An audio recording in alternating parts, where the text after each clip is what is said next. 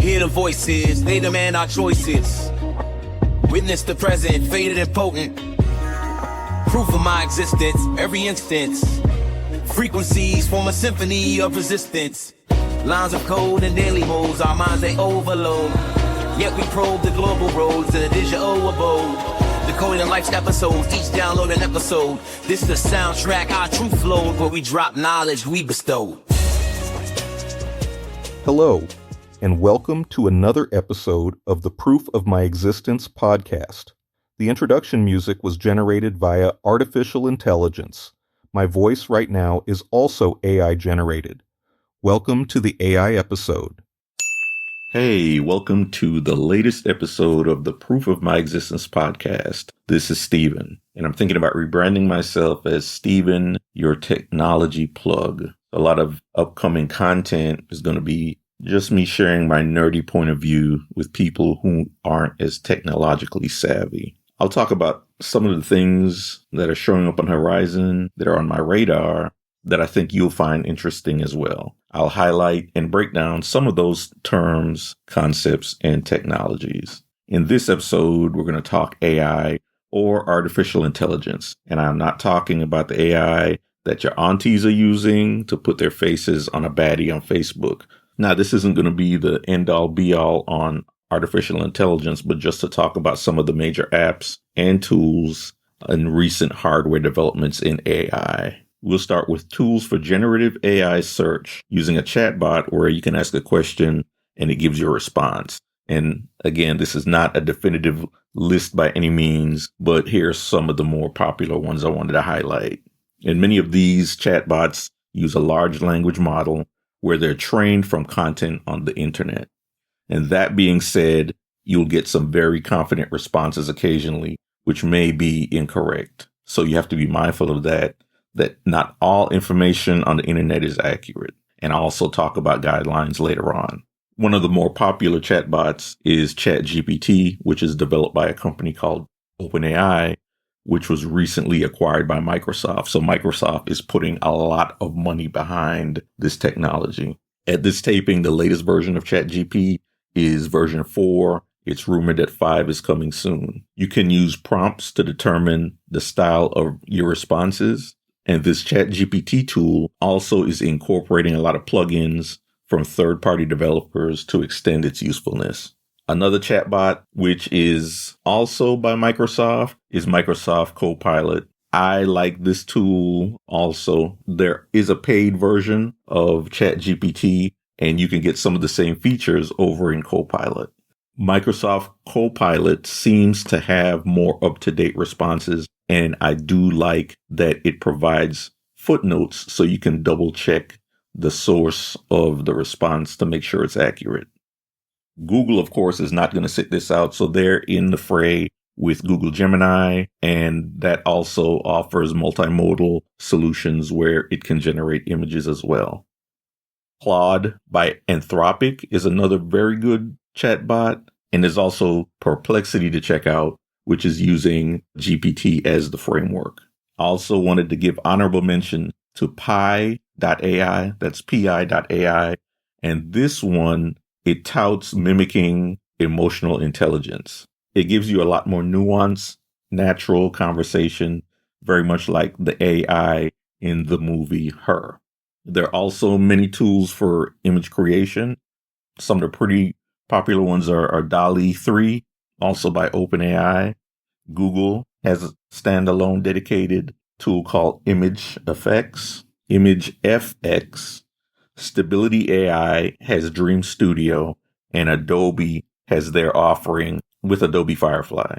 And because Adobe is such a large and established company, they're trying to get ahead of the concerns with copyright issues by putting watermarks in their creations. I know one of the ways that companies are trying to get ahead of the copyright issue is to refuse to generate art in an artist style. That's been a problem in the past where different artist styles were used to generate content. Last but not least, definitely is Midjourney. That's one of the more popular ones that I use. I've had great success with it, and it is my favorite for image generation. What's interesting to me is you hear AI is going to put people out of business, And what I've seen is companies like iStock Photo and Shutterstock. Both of these companies now offer image generation tools on their website. So they've seen the writing on the wall and are offering an in-house service so you don't go somewhere else. There are also tools for video generation. Most of what I've seen out there are more for corporate interests, but OpenAI, you see they're in the game. They're all over the place with different applications for AI. They have an impressive tool that we've seen demos of called Sora. It's not open to the public yet, but from some of the prompts, it's just amazing. So we'll have to see what it looks like in the real world. I personally have experience with a tool called Hyper. That's Hyper. It generates 2-second clips that are free so far. What I do like about this tool is you can import your images and it generates movement from that still image. The caveat is you don't have any control over the movement. It's all random. So there's going to be a lot of trial and error when you use this tool. But I did create a concept trailer using Midjourney and Hyper. There's another tool on the market called HeyGen. I think large brands are going to be the target audience for this tool. So you can create unique training and translation videos. What I've seen is very impressive.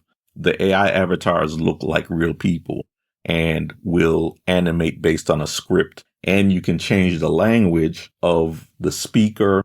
It will use their voice in a different language and change the lip sync to match what the speaker is saying in that language. It's very impressive. The price is going to be really steep for individuals. This is targeted, like I said, to corporations for their use cases. Other video generation tools I've seen are Synesthesia, Deep Brain AI, Veed.io, VEED, and Steve.ai. I will provide links to all of these tools in the show notes. There are also AI tools for music, Udio.ai, and that's spelled like audio without the A at the front, and Suno.ai. I used Udio for my podcast theme song that you heard at the start. It created lyrics from a few keywords, and I used Suno for my video concept as heroic instrumentals. Both of these tools are pretty incredible what they do at the free price point. Now, lastly, I want to talk about the state of AI hardware devices. The results are mostly underwhelming so far in this early stage.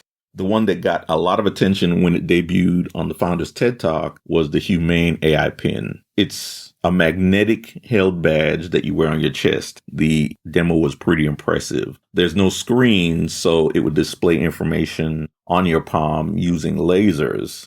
And then you have to do different gestures to navigate through what's being projected on your hand. And all of the things they did in that demo was so impressive, but when it came out, it just didn't hold up to real world experiences. For one thing, the responses were extremely slow to come back. You needed a separate data plan with a separate number, so there was no connection with your phone at all. And the battery life was terrible. It also ran hot because of the conducting charge battery that's inside your clothing. So there weren't any good reviews at all.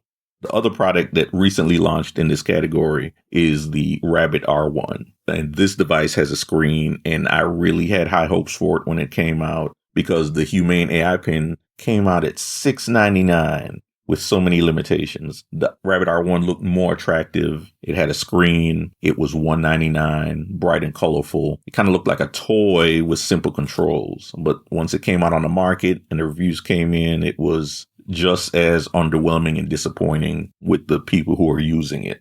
The results were faster than Humane, but the main problem is that AI across the board, when you use AI, it's going to give incorrect answers. The problems that both of these devices have as far as the amount of friction they create in the user experience, the question is why bother when your phone is faster and better? Now, the one device that still seems to be moving forward and living up to lowered expectations is the Ray-Ban Meta smart glasses. These are smart glasses that pair with your phone.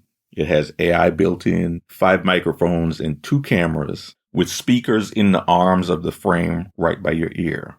The cameras light up. They're right in the corners of the frame on the outer corners. of the frame and they light up when it's still, when it's video, just to notify, people around you that when you're recording.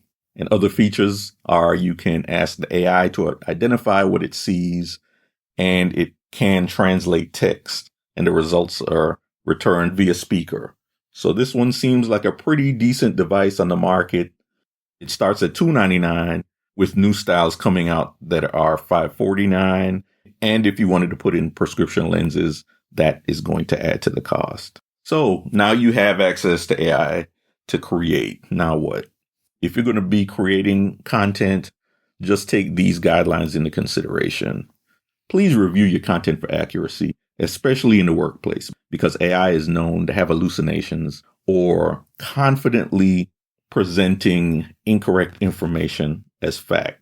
If you're going to use AI, use it as a starting point and not as the finished product. And also consider the intellectual property implications if you're creating content that may have IP elsewhere. You're generating images, avoid images that infringe on the artist's copyright, using prompts of in the style of, that can get you in trouble. And if you are telling it to generate an image with text, AI is not there yet. Usually if you're using text or keywords, telling it to display something, it's going to have one or two letters off. And if you're a subject matter expert and you've got gibberish, it's not a good look. Look at faces, check faces and appendages, because if you're creating faces, sometimes the eyes will be looking in a different direction. The nose is off. Make sure it's not in the uncanny valley or nightmare fuel. Count your fingers and toes, arms, number of arms. Make sure it looks natural and realistic, because it can hurt you and your brand if you're putting out content that is not on par with aesthetic and ethical standards. We're on the forefront of a new frontier in technology with artificial intelligence. Stay tuned, and I will always keep you posted on the latest and greatest in technology. This is Steven, your technology plug. Until next time, peace. Hear the voices, they demand our choices. Witness the present, faded and potent. Proof of my existence, every instance. Frequencies form a symphony of resistance. Lines of code and daily modes, our minds they overload. Yet we probe the global roads in a digital abode. Decoding life's episodes, each download an episode. This is the soundtrack, our truth load, where we drop knowledge we bestowed.